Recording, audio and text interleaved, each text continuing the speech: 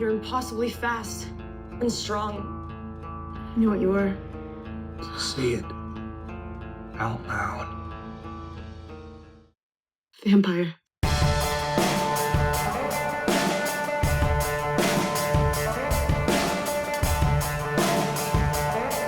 If Twilight was better, it wouldn't have been as good. Hear me out. First things first, I just want to say that I adore the Twilight books. I first read them in my early teens, and it's been a love affair that is set to last a lifetime. So, as autumn rolled around, and I found myself once again reaching for Twilight, I couldn't help but wonder, what exactly is it that's made this series stick around? I want to live in this world of dense green forests, cosy misty mornings, local folklore, in a small town where everyone knows everyone, staying warm in turtlenecks and raincoats. That, of course, is part of the allure, part of the magic in a bottle that's been captured here. Also, I think we have to give credit to Stephanie for being an autumn girly ahead of her time when the summer season still reigned supreme. But both the books and the movies have achieved cult status at this point, and they're not going anywhere anytime soon. So as I've been pondering, what exactly is it that has elevated them here? This is where I've landed. Perhaps if they were better, they wouldn't have been as memorable. And please don't think this is a dig at Stephenie Meyer or the books in any way. I actually think they're fantastically written. What I mean by better, I suppose, is neater. If there weren't so many grey areas, if there wasn't so much room for debate over what should have happened. I saw a quote once that said something like, "A lot of people are really good line writers, but it takes true talent to tell a story, to create a world that you want to live in." And this, I think, is the genius of Stephenie Meyer. She gave us so much beyond and outside of the plot. There's so much history and character backstories that didn't actually make it into the book at all. But it exists. When I was younger, I was all over Stephenie Meyer's website, devouring everything she put on there. And she gave us a lot. Whole chapters that got cut out of the books. Pivotal scenes that she'd written from a different character's point of view. Seriously, at one point there was a big chunk of Early Midnight Sun sitting on her website that you could just read. For free. She even posted her own fanfiction that she'd written and entered into competitions to see if anyone would be able to tell it was her. And this has allowed us to stay in the world, even after the story ends. We can dig into all of the what-ifs and canon theories of the full cast because we have all this extra information. If you look up Twilight on any social media app, you'll see that there's a rich variety of topics that people are still debating to this day. From the basic Edward v Jacob and vampires v werewolves arguments, which Cullen has the best ability, even whether or not Bella's parents were good parents. Was Bella really in love with Edward, or was she just taken in by his vampire magnetism? Did she love him, or did she just want to be a vampire? Would Jacob have imprinted on Bella if she wasn't a shield? Is that what stopped it? And of course, the slight absurdity of the vampire lore in this series gives us plenty to talk about as well. So, what I'm saying is this. If it wasn't slightly ridiculous, if the characters made more sensible decisions, if the logic and desired outcome was more clear-cut, it would have been a nice story that we all read and liked and then never thought about again. And obviously, we can't deny the role the movie had in launching Twilight into the stratosphere. It's always a nerve-wracking time when a beloved book is being turned into a movie, because so often it's not done with the care and attention that the book deserves.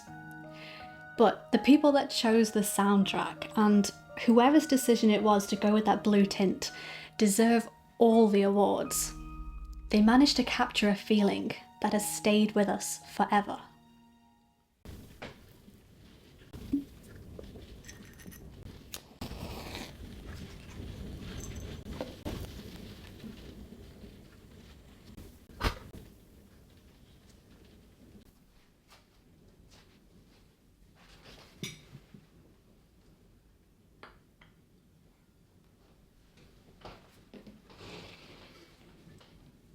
Oh, hang on, let me eat my ginger cake and then we can talk about the book. Okay, so in September I reread Twilight for about the millionth time, and I had some thoughts and I made a lot of notes, and I realised that they fell into 3 categories. The differences between the books and the movie, how much more perceptive Bella is in the books, and things that gave me the ick. So I'm going to run through them one by one.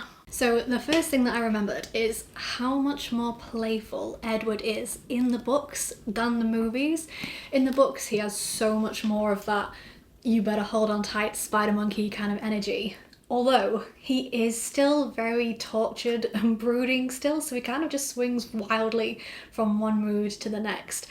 And it leaves Bella with this like whiplash, and she just never knows what to expect from him on any given day. Okay, so the opening scenes of the movie are pretty much identical to chapter 1 of the book. The only difference being, in the movie, Bella meets Jake when she gets the truck, but in the book, she doesn't meet Jake until all the way when they're at the La Push trip, when they go to the beach. And I actually think I like the movie introduction more.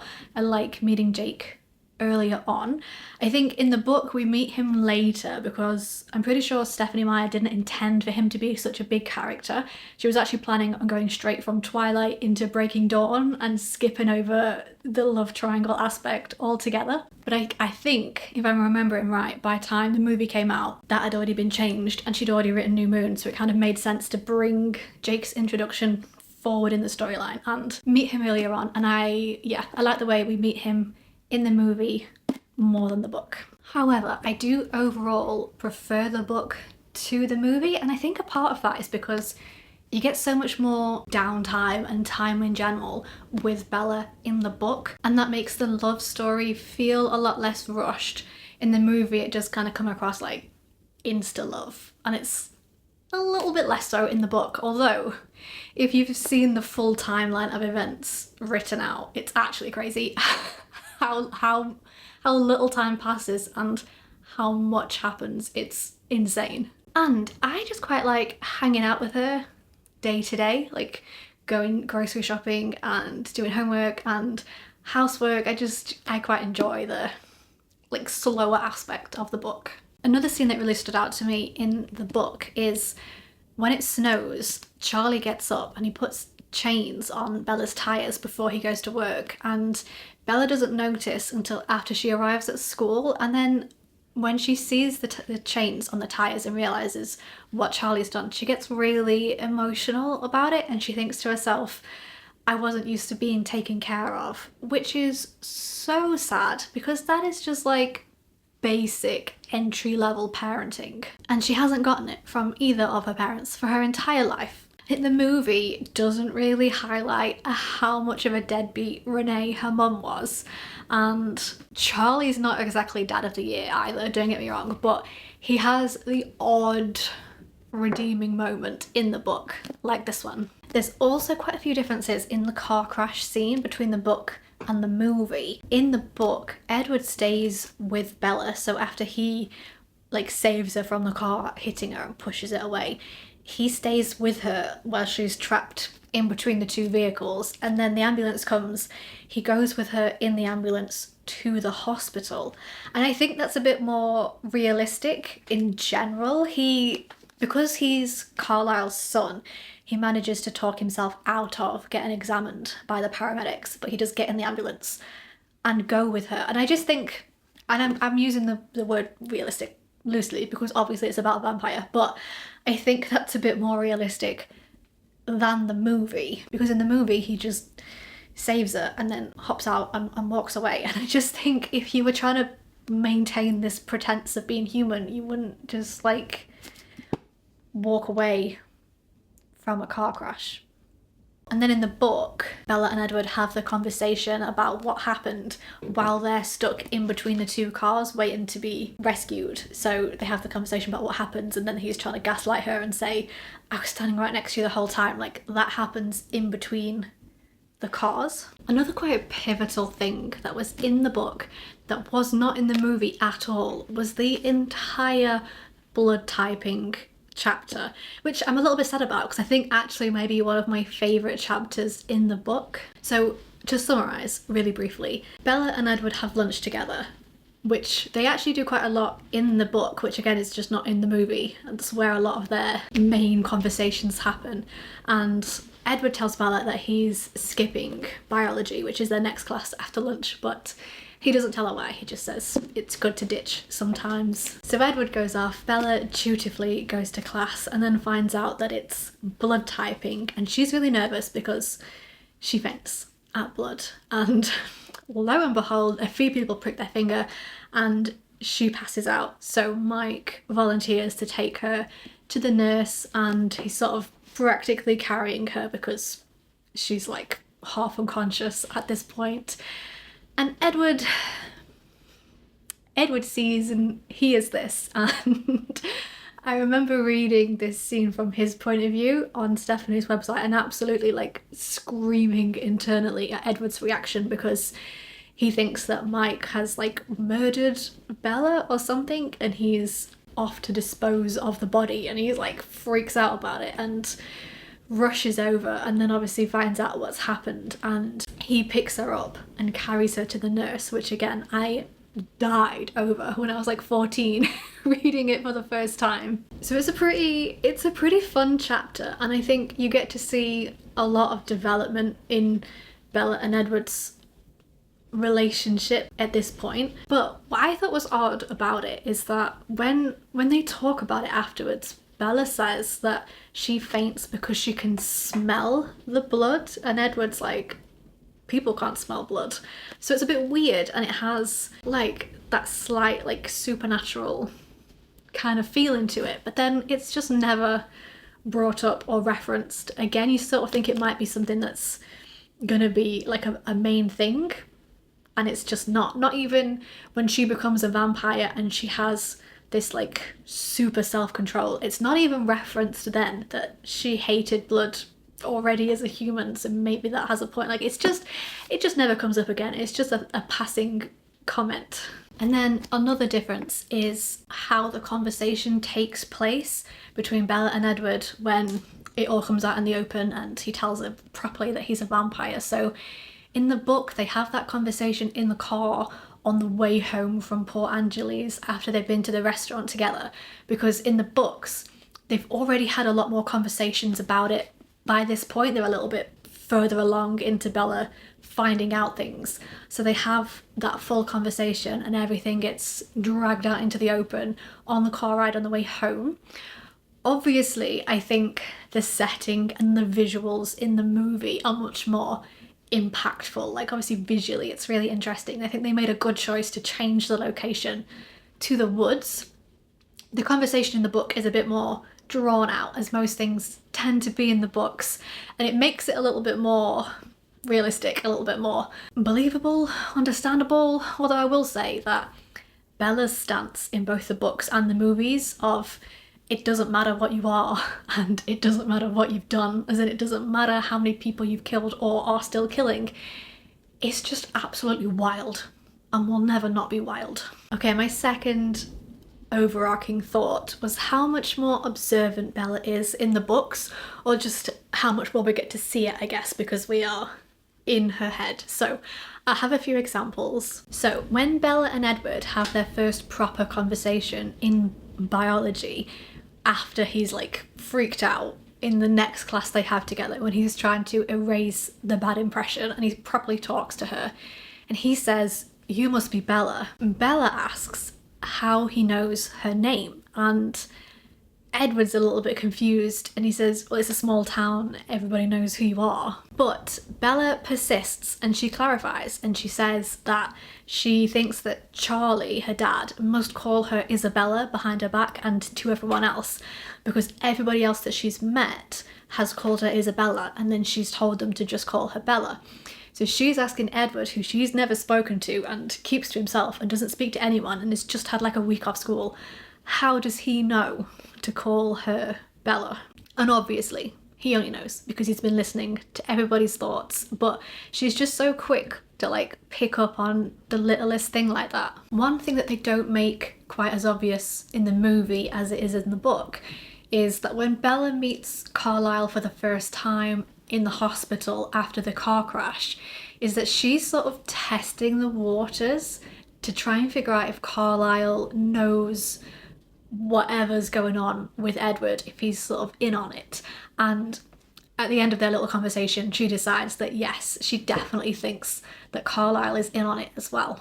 Also in the book, after the car accident, there's an entire month where Edward completely ignores Bella, which is pretty skipped over in the movie. But this, I think, is quite key because this is the time where Bella really sits back and just quietly observes Edward and the rest of the Cullens and notices and learns a lot about them. One of the main things being is that this is the time period where she notices that their eyes change colour and she watches them grow darker day by day, which for some reason nobody else has seemed to notice. But she's so observant that she doesn't just notice that they change colour. She notices that Edward is in a better mood when his eyes are the lighter colour, and then she even surmises that that's probably because when his eyes are darker, he's hungry and therefore crabbier.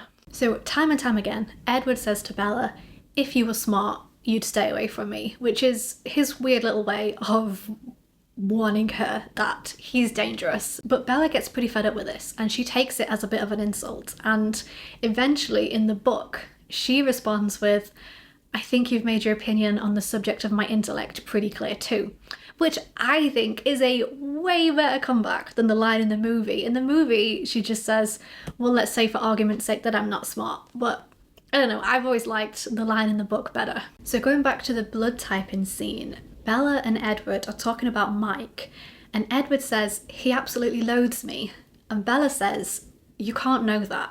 But then internally she thinks, actually I wonder if he can. And that is so early on for her to be putting that together. The fact that she's had barely anything to go on and already she's starting to think, can he read minds? It's just so perceptive.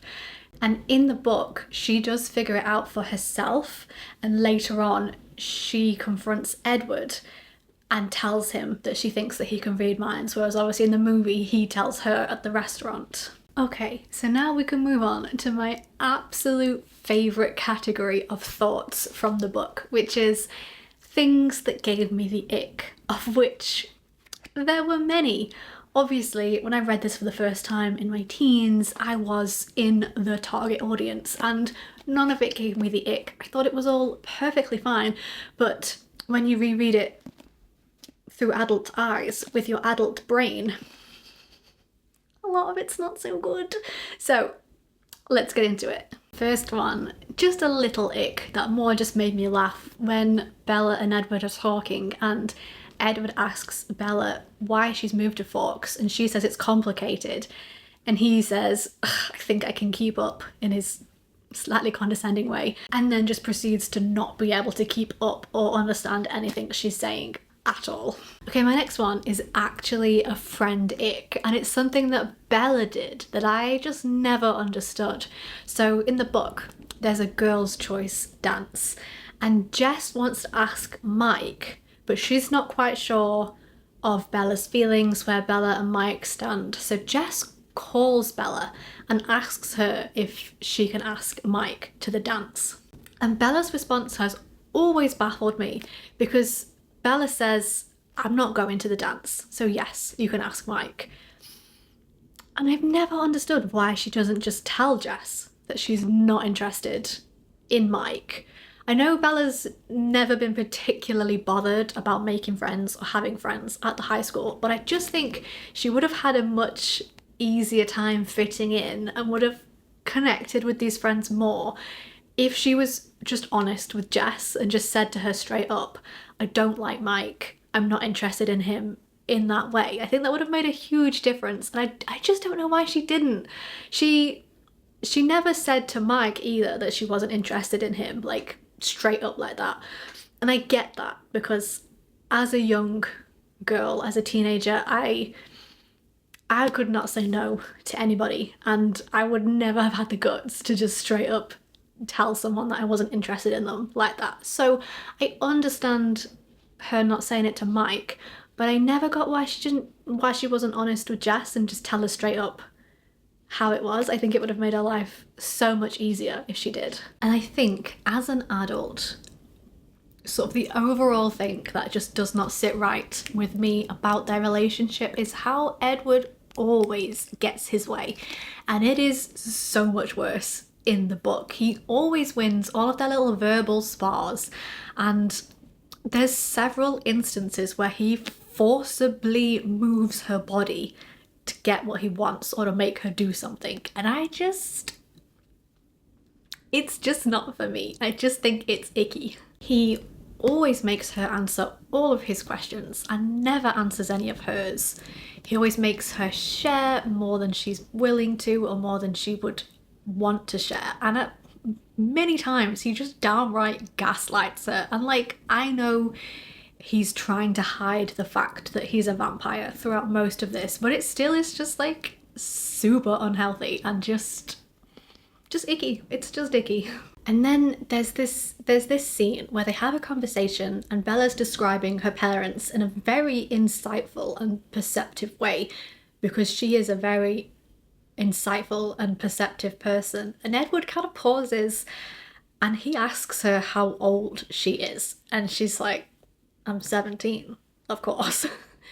And he says, you don't seem 17. And again, when I was younger, I just glazed right over that. Did not think twice about it. But reading it as an adult, I did find that icky a little bit.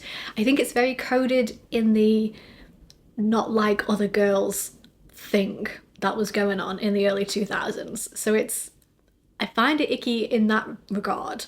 But also, as an adult, it just brings to mind all the times when I was 17 and there was people that were way, way older than me saying how mature you are for your age. And you don't see it when you're 17. You don't notice it. And then you're an adult and you're looking back on all those times and you realise that all those older men that were saying that to you were all creeps. And it just gave me that kind of vibe and I found it icky. Also, there's a scene where Edward refers to Jacob as a child and Bella's like, he's not that much younger than I am. And then Edward says, oh, I know, and grins at her, which is creepy, hello. And let's not forget about the fact that Edward watches Bella sleep every night and stalks her entire day through other people's minds. And there's one day where it's a particularly nice day and Bella opens her bedroom window for the first time in years, or so she thinks, and she's surprised that it opens so quietly and so easily because she thinks it's not been opened in so long, when in fact it opens so easily because Edward has brought an oil can with him and greased the window so that he can more easily sneak into her room to watch her sleep, because the first time he tried it the window got stuck and it was quite noisy, so he comes back and oils the window so he can sneak into her bedroom. It's so gross. Okay, my final thing on the ick list is not so much of an ick, it's just something that always confused me a little bit. So Bella and Edward are talking about how vampires came to exist in the first place, which obviously neither one of them knows for sure, but they're just sort of theorizing. And Edward is saying that he's more inclined to believe that God created vampires along with humans. And he says, is it so hard to believe that the same force that created the delicate angelfish with a shark, the baby seal and the killer whale could create both of our kinds together? So he's more inclined to believe that he is one of God's creations. But if that's what he believes, I don't get why he struggles with it so much and why he's so depressed and why he thinks he's going to hell for just his existence. If God created him, why would he just automatically go to hell for existing? Especially because he does everything he can to fight against his nature. that he thinks God gave him and to not kill people. I don't understand his intense depression and his conviction that his whole entire being is wrong, and then everything that happens in New Moon because of it. I don't understand his thoughts and his ideology on that.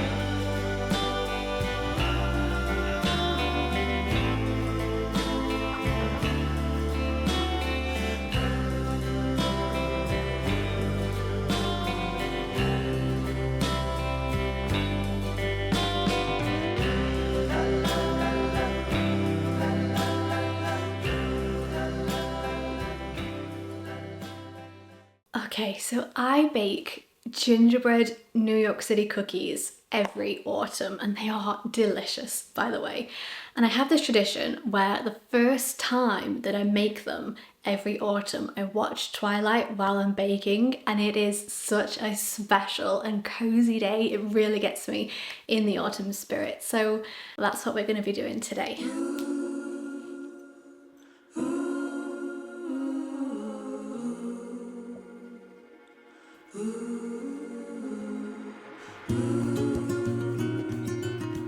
I've never given much thought to how I would die. But dying in the place of someone I love seems like a good way to go.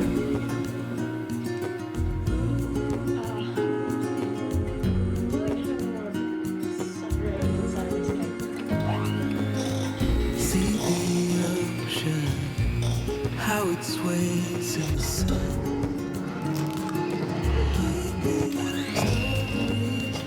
In its motion lies the truth about us.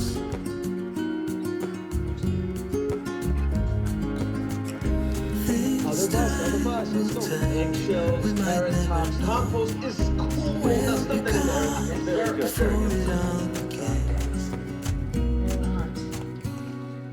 I can see what you're trying to put on. Send me your songs of tomorrow.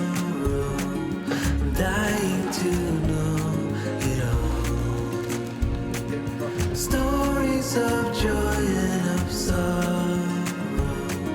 I'm dying to know it all. To know it all.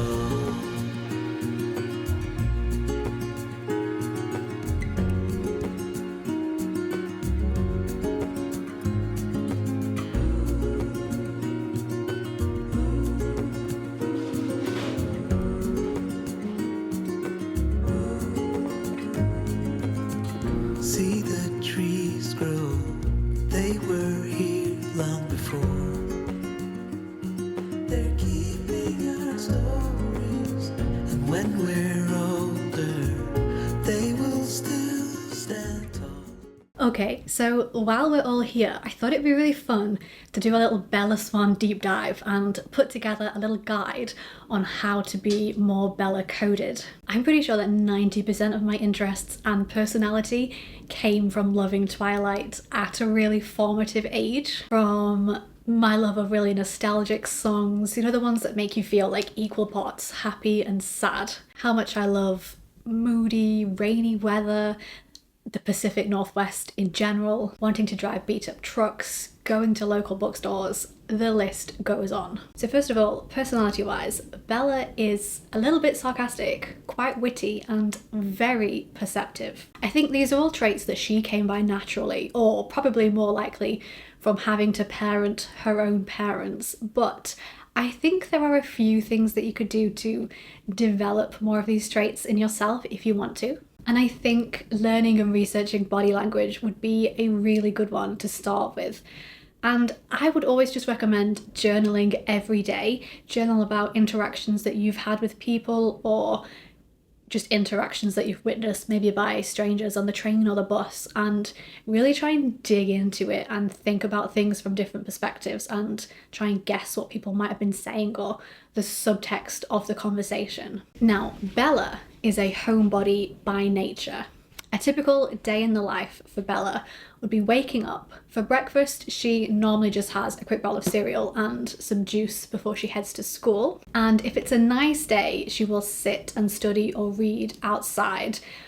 But typically, obviously, because it's not nice, she will hunker down in the cab of her truck and stay warm until she has to go into school. She spends pretty much all of her evenings at home. She goes straight home from school unless she needs to run an errand, like going grocery shopping, and then she'll do that on the way home. And when she gets home, she will get changed into a comfier, cozier outfit, check her emails, and start her homework. She does all the cooking, so she will start making dinner and have it ready for when Charlie gets home, and then they will eat together at the table, and afterwards he'll go and watch TV and she will do the washing up. We are not having a conversation right now about Charlie's parenting. This is just her daily routine. So she will do the washing up after dinner, and then she will sit down and do more homework or read for fun if she's done all of her homework. And typical dinners that she might make are steak and chips, chicken enchiladas, or anything with fish. Lots and lots of fish dishes because Charlie fishes and he brings home a ton to cook with. So yes, she is a homebody and she spends a lot of time at home, but there are some things that she likes to do. So here are all of the things on the menu if you want to live the Bella Swan lifestyle. She loves browsing local bookstores, and she's a little bit sad that there's not a library in Forks, so I think she would go to one if there was one nearby, so that's definitely something that you could do as well. And that means she obviously enjoys reading. In the books that we see Bella reading for fun are all classics and mainly Jane Austen. So if there's a classic that you've been meaning to read for a while and you just need a little push, you need a little reason to get to it, this is it. And anytime the weather is nice, she will lay out in the sun with a book. So you could go for a picnic or just take a blanket out into your garden and get some vitamin D and have a little read. Now, she's not much of a hiker, but she does really enjoy going to the beach and looking in the rock pools to see all the little creatures in there. So that would be really fun. And this is not something she does in the book, but I think would be a fun addition is to either take a camera or a sketchbook and photograph what's inside the rock pools, or just sit there for a while and sketch out what you can see. I think that would be a really fun thing to do. You could actually have a full Bella coded day, which could look something like this. Get dressed in your coziest outfit because, of course, for a Bella coded day, the weather has to be misty and moody.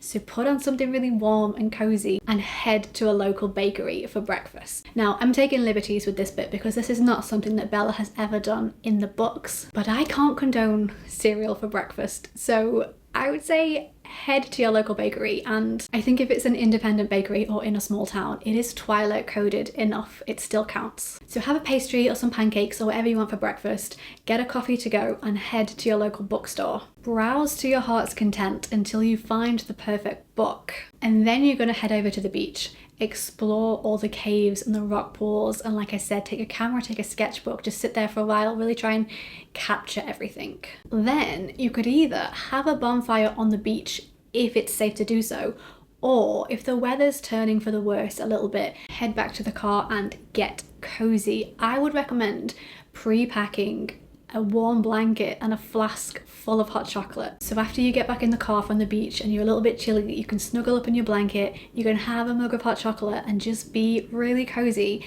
and sit in the car and look out over the view and like watch a storm rolling in. That would just be so perfect. Okay, so now I want to talk clothing and outfits. Book Bella and movie Bella actually have really different wardrobes and aesthetics. So I think you actually have a fair bit of license to pick whichever one suits you best and take a few liberties with it. I personally prefer movie Bella's wardrobe. I think the costume designers did a really, really good job with that. If you want to build up a whole Bella Swan inspired wardrobe over time, I would say your best bet is just to keep hitting the thrift store.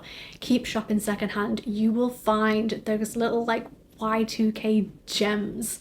And if you are going in person into a thrift store, I would maybe screenshot a few of the outfits that you like from the movie onto your phone so that you can look at them when you're in the thrift store and not lose sight of what you're going for when you're surrounded by all these options and all these clothes. So a few key pieces would be a really good pair of jeans, a pair of Converse, and some of those really classic Y2K long sleeve tops. I would also recommend a big parka, especially if you do live somewhere rainy or slightly cooler.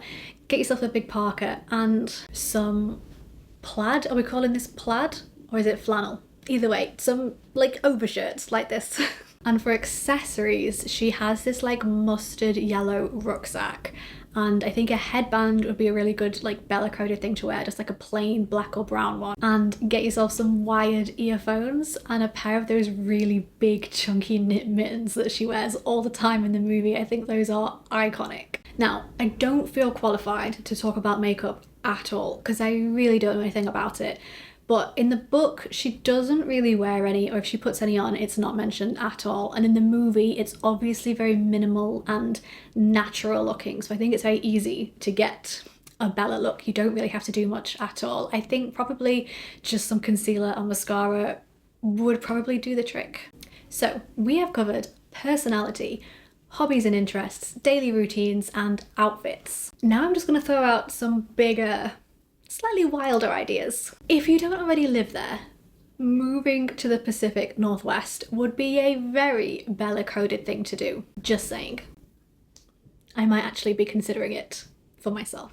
But any small town that's surrounded by trees would have the same effect, and bonus points if it's near a really, really stunning coastline. Buying a classic truck would honestly be so iconic as well.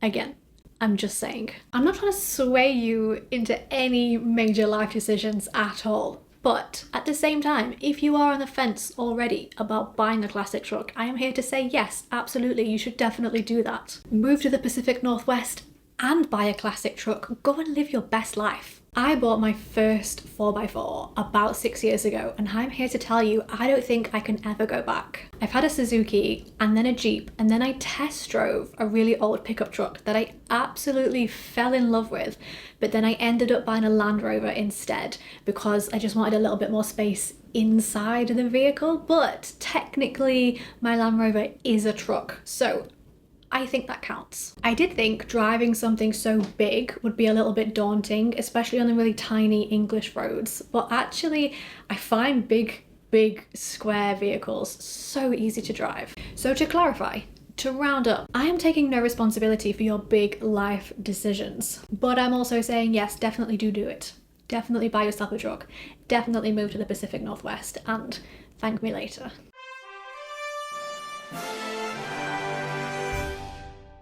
So, to summarise my thoughts, I love Twilight and I think I always will. I know I shared with you my icks and that probably sounded quite negative, but I think it all just relates to Bella and Edward's relationship dynamic, which I am not a fan of. I'm Team Jacob, if it wasn't obvious. But that does not take away from my enjoyment of the book. I still have so much fun every time I read it. Side note, I think if I'd only watched the movies, I would have a harder time choosing between Edward and Jacob, but book Edward is not for me. Sorry, not sorry. I also think I would prefer to be part of the pack than one of the vampires anyway. And if it's not incredibly obvious, New Moon is my favourite book of the series, so let me know if you want me to do a full New Moon video and we can talk all things Jacob. But thank you so much for watching. I had a lot of fun putting this video together. It did take me a little bit longer than I was planning because I had some technical issues with the camera, but I think I fixed it all now. So I will be back soon with some very autumn coded videos. So I will see you in the next one. Bye.